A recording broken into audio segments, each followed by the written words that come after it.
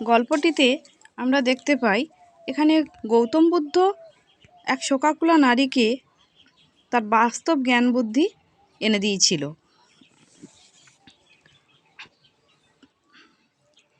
পুরা পুরা পুরা অবন্তী নগরে কিসা গৌতমী নামও কাচিত নারী অবসত।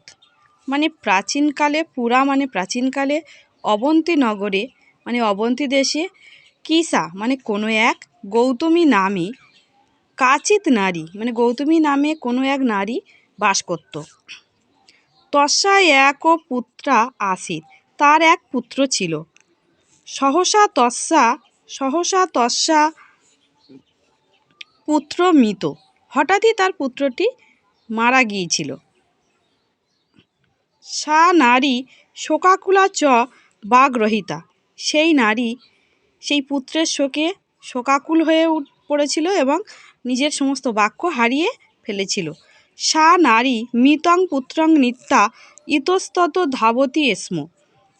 সা নারী মানে সে, সেই নারী মৃত পুত্রকে নিয়ে ইতস্তত ভ্রমণ করতে লাগলো বা এখানে যত্রতত্র যেতে লাগলো। অথ সা শোকাকুলা নারী মৃত পুত্রং করে নিত্যা বুদ্ধদেবং নিকষা গতবতী। তারপরে সেই শোকাকুলা নারী মৃত পুত্রকে করে নিয়ে বুদ্ধদেবের কাছে গিয়েছিল। তস্য চরণ প্রান্তে পুত্রং রক্ষিতা তং প্রণম্য অবদৎ।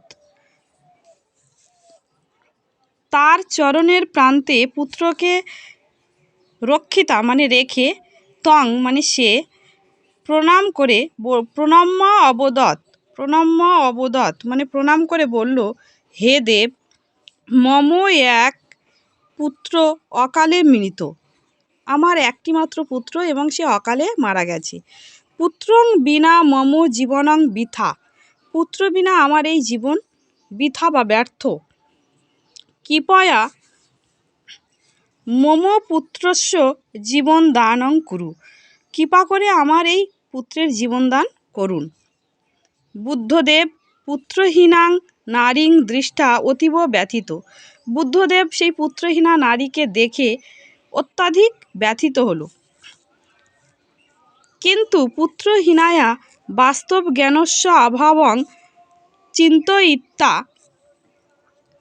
কিঞ্চিৎ বিস্মৃত, কিন্তু পুত্রহীনা সেই নারীর বাস্তব জ্ঞানহীনতা দেখে তিনি চিন্তা করলেন এবং বিস্মৃত হলেন এবং কিঞ্চিৎ বিস্মৃত হয়েছিলেন।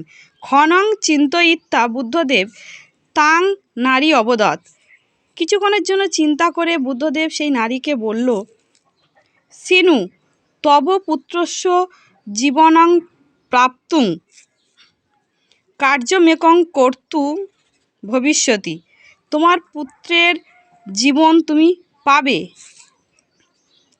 যদি একটি কার্য করতে পারো। গৌতমী বুদ্ধদেবস্য বচনং শ্রুত্বা আনন্দিতা, গৌতমী বুদ্ধদেবের বচন শুনে খুবই আনন্দিত হলো। সাবদৎ সে বলল, দেব মাং বদ, আমাকে বলো, পুত্রস্য জীবনার্থং মম জীবনমপি দাতুং সমর্থ, আমার পুত্রের জীবনের জন্য আমি আমার নিজের জীবন দিতেও সমর্থ আছি, বা আমার পুত্রের জীবনের জন্য আমি নিজের জীবনও ত্যাগ করতে পারি।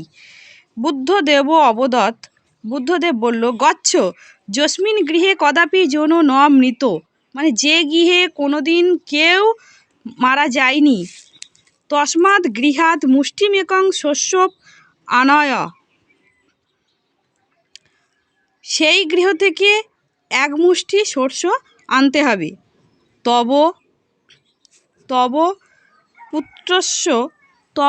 পুত্রস্য জীবনার্থং মম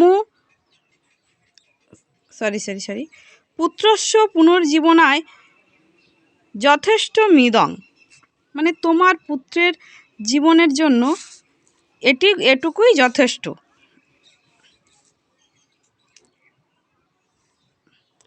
ইদং সুত্তা সা নারী আশ্বস্তা এবং সত্তরং অন্যত্র চলিতা। এ কথা শুনে সেই নারী আশ্বস্ত হলেন এবং অন্যত্র চললেন, মানে সে দৌড়ে সেই যে বাড়িতে কেউ মারা যায়নি সেই বাড়ি থেকে একমুঠো শস্য আনতে সে চলে গেল। নাতি দূরে স্থিত এক ও গ্রামও, মানে সেখান থেকে কিছুটা দূরে ছিল একটি গ্রাম। তত্রসা, সেখানে সে গিয়েছিল, সেখানে সে গেল সেই শস্য আহরণ করতে।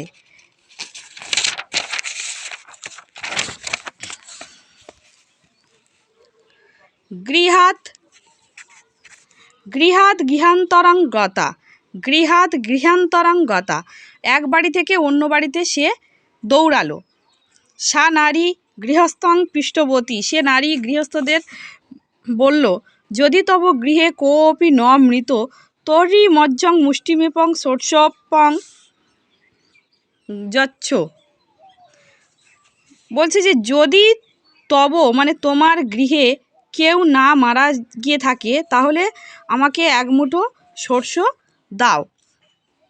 কিন্তু গৃহস্থা সর্বে তেষাং পরিবারানাং প্রিয়জনানাং মৃত্যু সংবাদং তস্যৈ দত্তবন্ত।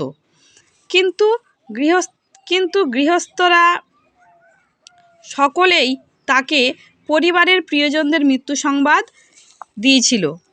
সা শোকাকার্তা জননী